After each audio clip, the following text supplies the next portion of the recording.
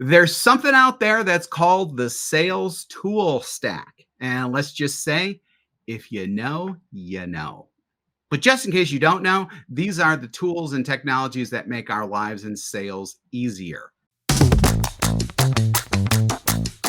Welcome to the Making Sales Social podcast, featuring the top voices in sales, marketing, and business. Join Bryn Tillman, Stan Robinson Jr., and me, Bob Woods, as we each bring you the best tips and strategies our guests are teaching their clients so you can leverage them for your own virtual and social selling. Enjoy the show.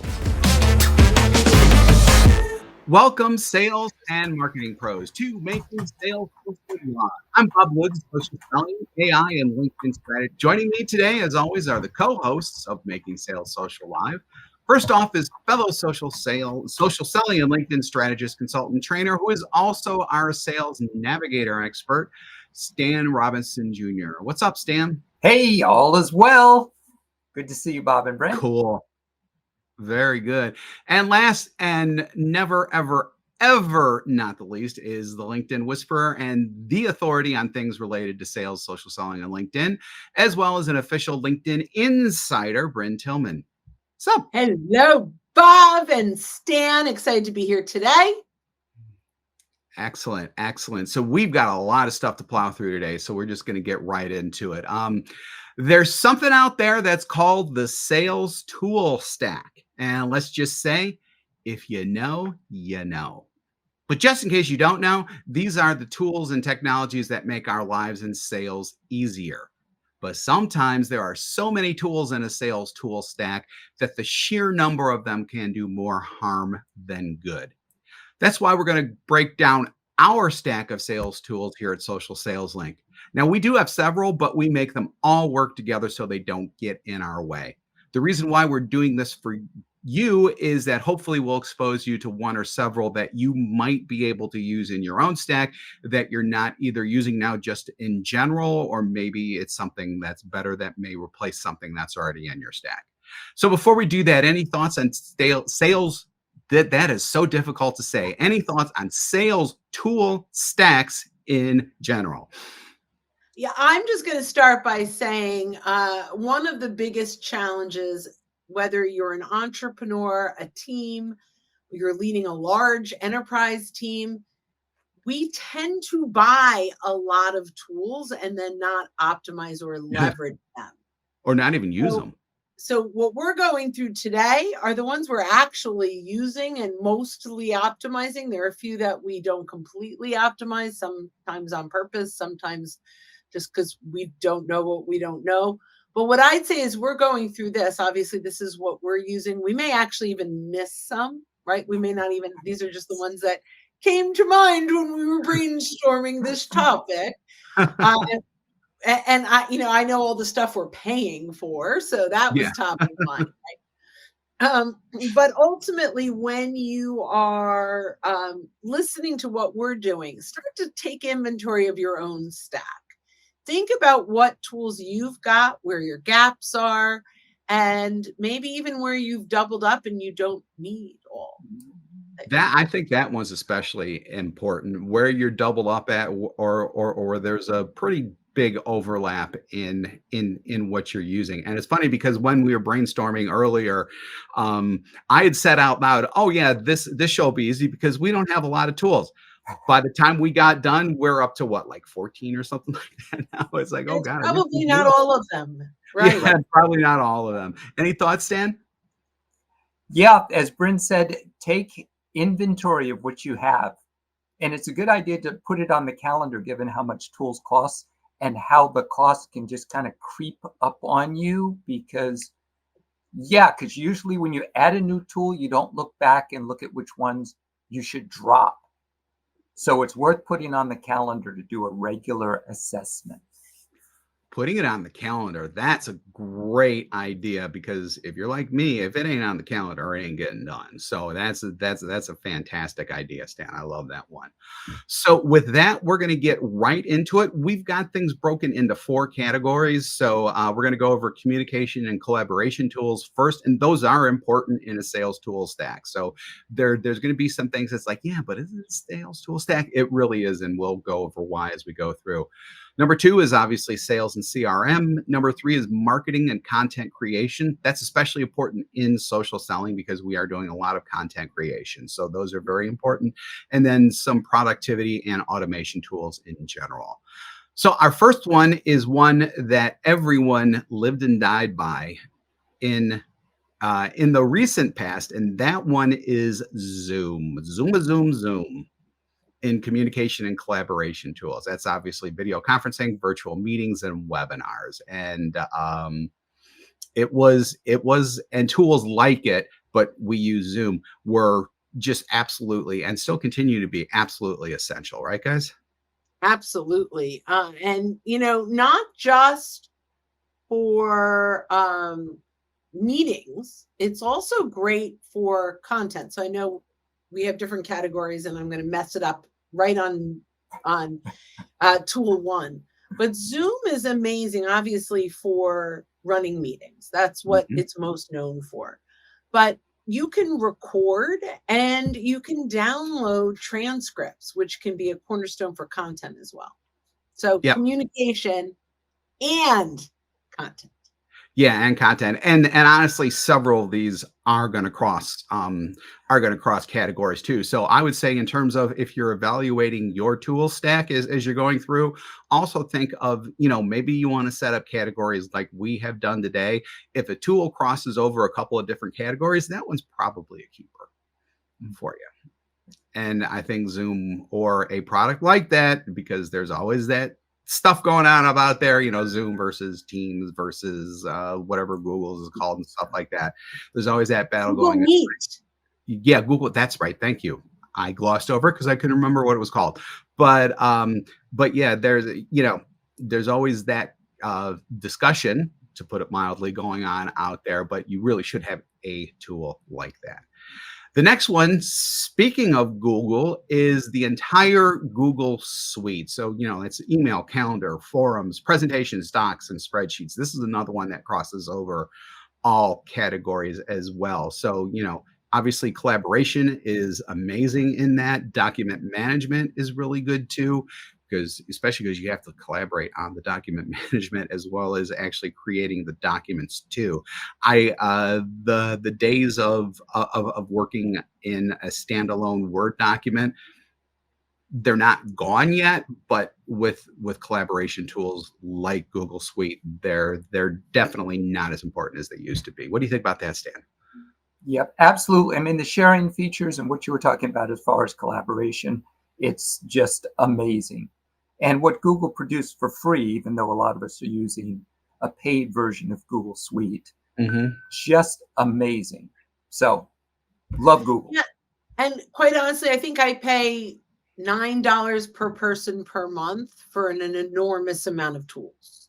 Yeah. So when you think about everything you get in that Google Suite, you've got your presentations, your spreadsheets. The Google Meet comes with that, right? Even for the free. So you don't even have to pay for Zoom.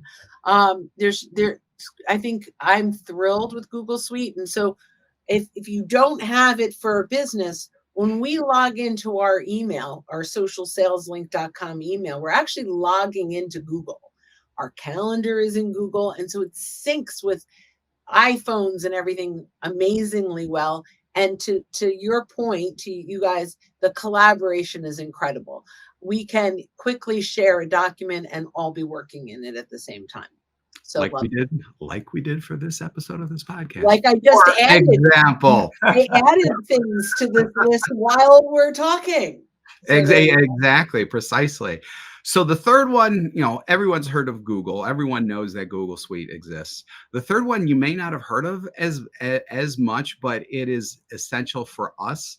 and you should have a tool like this. The one that we like, this is specifically for project management, is called Teamwork. So this helps manage projects. It tracks tasks within the projects, and obviously a bunch of people can go in and collaborate within individual projects as well as setting up projects and assigning things. And I mean, it's an amazing tool, Brent. Yeah, so we really love this tool. I'm going to just mention a few others that at least Bob and I have used. I think Yeah. Stan, you've used Teamwork before. Yes. Bob and I used Trello Well, when we were at People Links. I've used Asana with RevGrow. I've used a lot of these tools. What I really like about Teamwork is you literally put in step by step. I think Asana is similar to this, and you can assign folks. So if we have a new client that we're onboarding, they just go into this project, and then our team knows what to do. And when something is done, the next person is assigned. So it really does gather every single one of our processes. And if something breaks in what we're doing, I can almost guarantee you it's not set up right in Teamwork, because when they're using it in Teamwork, every step is checked off. So yep. 100%. 100%. yeah. So project management. There also, I used Rike with a client once. The WRIKE. That was another one. It was just a client, and then I was part of that team. It was actually pretty good. And that's another nice thing about tools like that, is that you can own the tool and assign people from outside of your organization to use a specific project within that tool as well. So that's another nice thing to, if you're doing project management in a spreadsheet, I mean, that probably works if you're just managing all your own stuff and you don't have anyone else to deal with. But most people, anytime doing anything anymore, always have multiple people from both within and without the organization. So a tool like Teamwork I think is pretty essential. So I'm just going to throw in, I believe if you have HubSpot, there is a plugin for HubSpot Yep. a project management tool. So HubSpot is really kind of an all-in-one. Yeah. If I were to do it over, but we're where we are today. Yeah, we are where we're today. So speaking of HubSpot and things like that, although we actually let's just talk in general about sales and CRM tools. And our first big one, which I think should be obvious, but just in case it isn't, is Sales Navigator. And I am booting that one directly over to Stan to talk more about that. So Sales Navigator is one of LinkedIn's premium suite of tools that is specifically designed to help sales and business development professionals stay focused on their sales opportunities. And like many of the other tools we've already mentioned, it's increasingly incorporating AI into its capabilities to make life easier and easier for us by surfacing relevant insights and information that will help us in sales conversations without our having to search the web. And you can still use Google Alerts and so forth, but Sales Navigator makes it so much easier.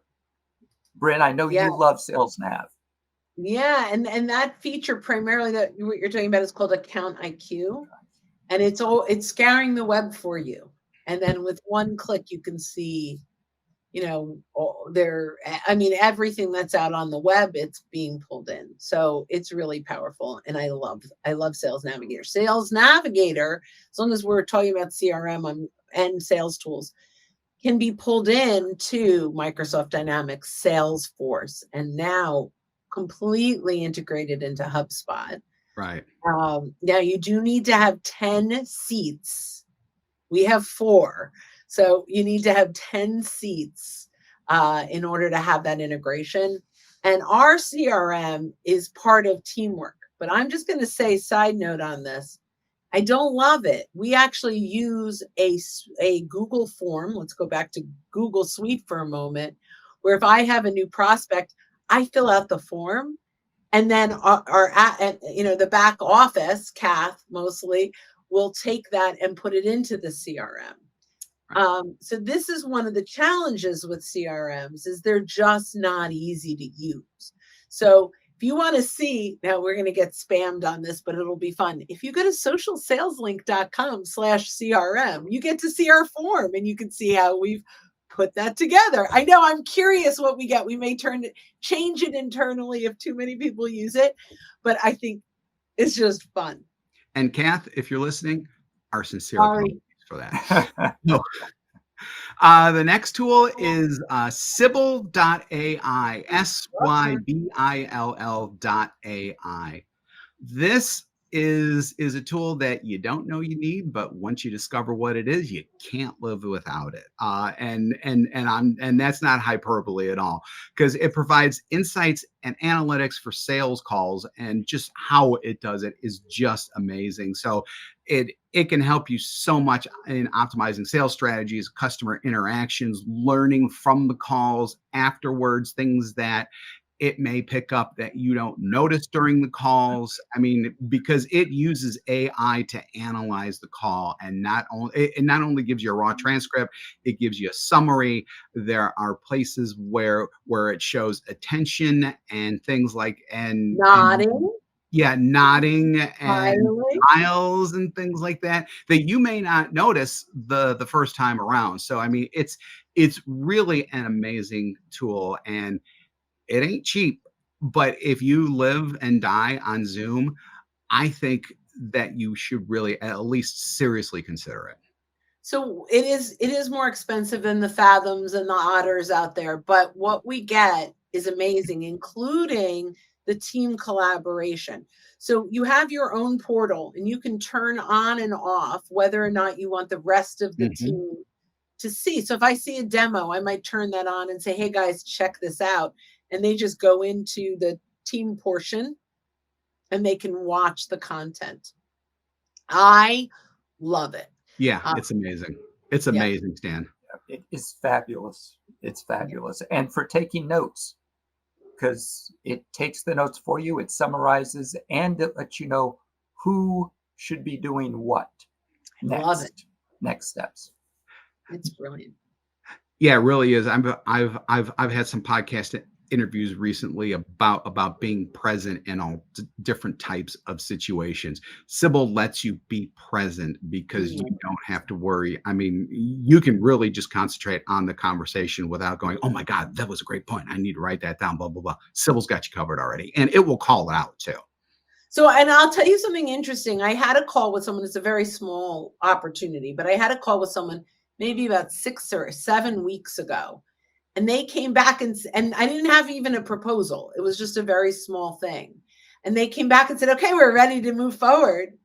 And I went, I don't remember with what, but I was able to go back to Sybel and watch our whole conversation. And then I was like, it was fresh on my mind. So that was great. Excellent. So this may go without saying, but Sybel, not limited to sales opportunities, customer service. I mean, any type of call you can use it for. 100%, 100%. And also not limited to Zoom. It'll go into Google Meets and Microsoft Teams and all those. Right. Yep. Absolutely. Absolutely. So the next one is definitely a bit more. It's simple, yet I think it should be just a standard, or a product like this should be standard, and that's Calendly. Because it's simplified scheduling meetings. You don't need the back and forth emails and things like that. Set up sales calls and demos. It now has the capability with paid accounts, I believe, to sync several people's calendars, so that if you want to schedule with like 2 or 3 people, Calendly will actually boil all that stuff down into a simple thing where someone who's coming in and selecting a meeting will know that all 3 people are available during that time. And I think that alone just makes it more than worth it. Yeah, I can't tell you how many times that, you have all these back and forths with someone because we want to get either all 3 of us on, or maybe Bob and Stan want to be on. Actually, Bob and I have used this more than we've got to add Stan. We found out today. Yeah. We've got to add him into that. But there are times where they're like, okay, well, maybe it's a demo that I want everyone to be on. So I can send them the link and it looks at all of our calendars and says, okay, here are the 4 times and dates where all 3 of them are available. So I absolutely love that. The other thing is Calendly can take payments as well. So if you're not using, it connects to your Stripe or your PayPal. We don't use that because we use it through another tool that we'll talk about. But if you have a premium account on Calendly and you have schedule an hour coaching call and it's X number of dollars, they can schedule and pay right there. So I love that feature as well. Very good. Very good. So now we're going to move on to marketing and content creation tools. So the very first one, this one's more specifically for podcasts. So if you're not probably not going to spend a lot of time on this one just because most people aren't podcasting. But if you are, we use Bcast. So that's letter B and then CAST for podcasts. It lets you host and manage podcasts. Really simple, but you need something like that. It's bcast.fm, I think. And I always forget that. It's okay. a weird, I don't think I bcast.fm. I always want to say it's an AI or an IO, but it's an FM. Yeah, it is. It's an FM. Yep. So for podcasts, if you're curious. Sorry. Oh, unless you have something else to add. Why did we pick Bcast? Because we had something else before and we switched to Bcast because you can drop in commercials, not just or if you have a sponsor or if we have an event and we want it to go in the middle of a podcast. Now, here's the magic. If let's say we have an event that's coming up, September 2024 event, we can record it and then we drop it into Bcast, and every single one of our 250 plus podcasts now have the current advertiser. So that is why we spend more for Bcast, why we love Bcast. And because we could just drop it in, and so they can listen to something that was from 2 years ago, but it's the current event ad or whatever it is. So just want to share why we chose Bcast. Yeah. So for those podcasters who are currently just manually inserting commercials into the actual edit of your show, you don't have to do that. Right. Love it. Love it, love it, love it, love it, love it. The next one, you're viewing us right now on it if you are with us live rather than being on the podcast like we were talking about before. Restream. So we use this to allow streaming across multiple platforms simultaneously to maximize live video reach. So right now we are on LinkedIn, Twitter, X, YouTube, and Facebook all at the same time. Most television stations either use actually Restream, and I could tell just by how things are run, or a product similar to Restream, so that they can maximize their reach across all these different platforms. And we just use 4. There are many, many, many different platforms that Restream goes to, like Twitch and Instagram and TikTok. If you have enough subscribers, yada, yada, yada, on TikTok, do that. There are a lot of different ones. Yeah, I was checking, but yeah, there's a ton. I looked as a big. There's a ton. There's a ton. Some I never heard of, actually. Yeah. So yeah, now we love Restream. StreamYard is one of the more popular ones as well. But Vimeo actually has the option to do this. So take a look and see which ones work best for you.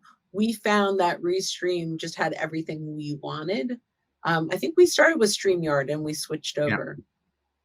Yep. So, yeah. So we go from live video to video editing. And this is for the recorded stuff, obviously. Some of the tools that we use are Camtasia, CapCut. If you're in the TikTok, you know about CapCut. Opus.ai is another big one. If you want the truly pro stuff, which we don't have, you can go with like Adobe Premiere or. No, we do have. Jen uses Adobe Premiere. I just didn't Oh, list it. We do. oh. So yeah, and obviously, Final Cut Pro from Apple is another one. But if you wanna do it for like not nearly as much money, Camtasia, CapCut, Opus AI, those are all great, lower cost, not low cost necessarily. Although CapCut is free, Camtasia is I lower. paid $40 for it, I think. Yeah, yeah, something I'm not like that. sure. Yeah, I And think I and paid Opus $40. AI. Almost free. Yeah, video editing though it's not that difficult to do. Take it from a guy who used to have to do video editing in the late 80s and was not fun. But it sounds daunting. It's actually pretty easy to do. It is. CapCut makes it incredibly easy. You could do it on your phone. Yeah, I'm sure there's a free version, but with CapCut, you could slide in B-roll and change the way that your captions look, and it's pretty Mhm. awesome. It's so simple. Yeah. Now, another platform that you can use for video, we don't use it for video. We use it in a different way, but just know that you can use it for video as well. Is Canva. We use it for online graphic design, though. So we use it to create marketing materials, social media graphics, anything that's graphically oriented. We are on Canva. We're on Canva 24/7, I think, basically, especially I because think half of so. our team is Yeah. overseas. We're literally on it 24/7. Well, we do use, although the editing is still going to one of the platforms, we do use the stock Yeah, the video stock out of footage. Canva for Yeah, our B-roll yeah. because it's Yeah, awesome. And Canva stock footage is awesome. They got a yeah, lot there, a lot. I love it. Love, love, love. Love, love, love it. So the next one that we use is something that you probably haven't heard of unless you do a lot of coaching and training, and it's a product called Kajabi, Kajabi. So this is an all-in-one platform. It handles online courses, marketing for those courses. You can build websites around those courses. If you're delivering coaching and training, especially coaching, if you're doing that digitally, this is the one that we recommend. It's the one that we use as well. Yeah, I love it. We have actually a full-time Kajabi person, Bricks, who does like enormous amount. She's just brilliant at Kajabi. It is also our email marketing tool. It's a Mhm. membership platform primarily, and that's really what it's known for. And if you see LinkedIn Library, if you go to socialsaleslink.com/library, you get access to our free content library. That is all that you now have a membership with a login, and then any of our premium memberships are also all managed through Kajabi. It is it's simple to use, and if you guys have any questions on it, we're actually offering this as a new offer that we're playing with. So you would be a little bit of a beta where we're offering to set up people's Kajabi because Bricks is doing a killer job. We have 2 clients that we're doing that with now. Okay. But Kajabi is absolutely amazing. And so if you sign up, if you download anything from us, it's a landing page from Kajabi. So yeah, it really is that all-in-one membership email site. Yep. Very good. And the last thing in marketing content creation is a simple one, but it's crucial for me. And trust me, it'll be crucial for you too. It's Grammarly of all things. People are like Grammarly. Yeah, I've seen it. They've been advertising lately, especially around like the Super Bowl and stuff like that. This helps you with writing and editing content by checking for grammar, punctuation, style errors. It now has an AI rewrite type of function that's I don't use it a lot, but the couple times that I've tested it, it's not bad. And one of the other things that I like about it is that it also has a plagiarism checker. So Oh, if you develop content, especially if you develop AI content and you want to make sure that you're not at least plagiarizing someone directly, it's not going to check and see if you're borrowing ideas from someone else. It's only going to check the actual text, but it will check and see if AI basically hasn't plagiarized. And I can't speak to the accuracy of it, but if you're at least taking your content through that, if you're generating it from AI, that gives you at least some assurance that what AI is spitting out for you isn't plagiarized from someone else. Now, you should do everything else that we always tell you to do when it comes to AI generated content. Make sure it's in your voice, read it out loud, all that type of stuff. But this is something else that you can do. And Grammarly, I think, does a good job with Well, so up until now, Stan has been my Grammarly. it. Yeah, and I use it too occasionally. Yeah, I have that constantly. Stan is as excellent grammar. He catches everything. So, Very but good. when Stan isn't around, Grammarly is what I use anyway. So that's awesome. I did throw one more in there in our Google collaborative form, which is GoDaddy. And how's that?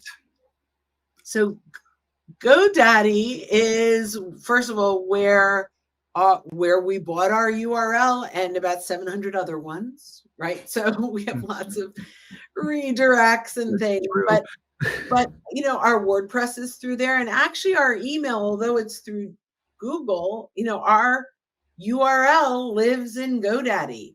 And so I think GoDaddy is a tool that, I mean, I'm paying for it all the time. I know, you know, I figure that's in our tool stack in a way, right? Yeah, good point. It's a very good one. Yeah. So, all right, let's go. We have All right. 2 more sections. Yeah, productivity and automation tools. We've only got 2 here. The first one, because we talk about it so much in so many other places, we're just going to mention what it is, and that's Chat GPT and, you know, other generative AI. So if you're not into using specifically Chat GPT, there's obviously, like, you know, Claude and Poe and Gemini and even Perplexity and some of those other things. But you should really have or start to learn what generative AI can do for you, because it's amazing. Everyone's going to be using it. If you're not using it, if you're not learning how to use it more specifically, you're going to get left behind. I mean, it's that simple. You are going to get left behind. So I have not officially announced which way we went, although I actually made a small decision, which will be a big decision, but it literally like an hour ago. We have a new tool that I'm very excited about that and I'm pulling it up. It is called customchat.ai. Now, we ended up going with this tool. Stan and Bob don't even know this yet because we can have 3 persona. So you can ask Bob questions, you can ask Stan questions, or you can ask Bryn questions. So we had this dilemma, right? Like with all of going out like the Bryn AI, but then we had this weird dilemma, like how do we handle this if it's a Stan question? So we found the solution, and I put the credit card down today. So we're going to start building that out. So that is our newest tool in our tool belt. And we'll let you know how that goes as we go along with it Yes. as well. That should be really interesting to chart the progression of that and see where that goes. And once again, if you are not using AI, you're going to get left behind. We're not going to get left behind. That's why we're doing this type of stuff. Yeah, so very excited about that. And then the other tool that we're going to talk about really quick, because it helps, it's not AI in and of itself, at least the way that we use it, but it helps us leverage AI and use it effectively. And that's a tool called Magical, and it's Get Magical is the URL for it, but the tool itself is just called Magical. But I'm sure, you know, whoever has magical.com wants $1 billion for it, so they went with getmagical.com. And it's an automation tool actually, but we don't use it automated We use it more as a text replacement and text filling type of thing, to where you can put prompts in. You can have spaces within the prompts where you can fill in custom text depending on what it is you want to do. It helps streamline repetitive tasks like, filling out forms, data entry, which is, if you get a really good AI prompt and you want to keep using it, put it into Magical, have the spaces for where you need to put custom stuff in, and then start talking with it from there, depending on what it generates. We're big fans. We are. Thank you, Reed. All right. So now I'm going to just jump into two that we use primarily with the Modern Banker. So the Modern Banker is, I'm going to call it a sister company, right? Where we work with Jack Hubbard, who is the number one, in my opinion, the number one bank sales trainer in the entire universe. And we have we have two sponsors, but we love what they do. So we're very careful with the sponsors we bring on. We have to believe in the product 100%, and we do with these two. So the first one is RelPro, and it's a tool that if it's important to you to know well, first of all, there's lots of, like, I can grab emails, I can grab liens on companies, I can find out, if they have UCC filings, like really deep dive. It's amazing for bankers when they're prospecting to know what's happening inside of an organization. But it also is a great email finder. So that's how I've used it mostly. But that is not, that's when I said we're not using all of the tools to the optimization. That is one that we haven't really used, but the bankers that use it are absolutely blown away.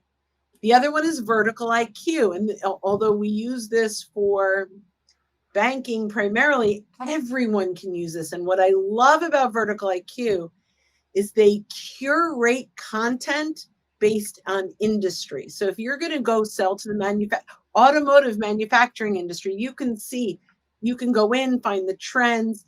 So just like Account IQ is gathering everything from the web inside of a company, Vertical IQ is really gathering incredible insights based on like every industry you can ever imagine. They summarize it so you can take that summary and use it in a share, and you can use that content to start conversations. So I just wanted to give them both a shout out. Fabulous tools. And just on the side, I'm going to just publicly congratulate Martin Wise, who's the CEO of RelPro, because his daughter is a really good friend of my daughter, and she just had her first baby this weekend. So congratulations, Martin. There you go. That's what building relationships is all about. So you get to know stuff like that. And actually, I will say, so they're friends because of Martin and me. So Martin and I were talking, and I'm like, oh, my daughter just moved pretty close to where his daughter lives. And so we connected them, and they immediately became incredibly good friends. The funny thing is, though, 3 years later, they'd have other friends that overlap. So they would have met each other anyway. Just saying. All right. Networking with friendship. Networking. Yeah, that's what I want to say. So sorry for my tangent there. Although I love that. Whether it's personal or professional, I love connecting people. Yep. That's what it's all about ultimately. So thanks again for joining us for this episode of Making Sales Social Live. If you're with us live on LinkedIn, YouTube, Facebook, or X via Restream right now, we do this every week. So keep an eye out for our live sessions. If you're listening to us recorded on our podcast via Bcast and your favorite podcasting platform, and you haven't subscribed already, go ahead and hit that subscribe or follow button to access all of our previous shows and be alerted when new ones drop. SocialSalesLink.podcast is where you want to go if you want more information about the podcast. We do 2 shows weekly, this one and our Making Sales Social interview series, where we talk with leaders and experts in sales, marketing, business, and many, many more business and, yes, even life in general related areas that can help you out with living. So when you're out and about, be sure to It's socialsaleslink.com/podcast. What did I say? Socialsaleslink.podcast. .podcast. Oh, Yeah, that would be best. socialsaleslink.com/podcast. Podcast. Okay, now when you're out and about. So when you are out and about, make sure your sales are Social. All right. We're getting Bye, that guys. down really well, guys. Excellent. Excellent. Thanks, everybody. Have a great day. Don't miss an episode. Visit socialsaleslink.com/podcast. Leave a review down below. Tell us what you think, what you learned, and what you want to hear from us next. Register for free resources at linkedinlibrary.com. You can also listen to us on Apple Podcasts, Spotify, Stitcher, and Google Play. Visit our website, socialsaleslink.com, for more information.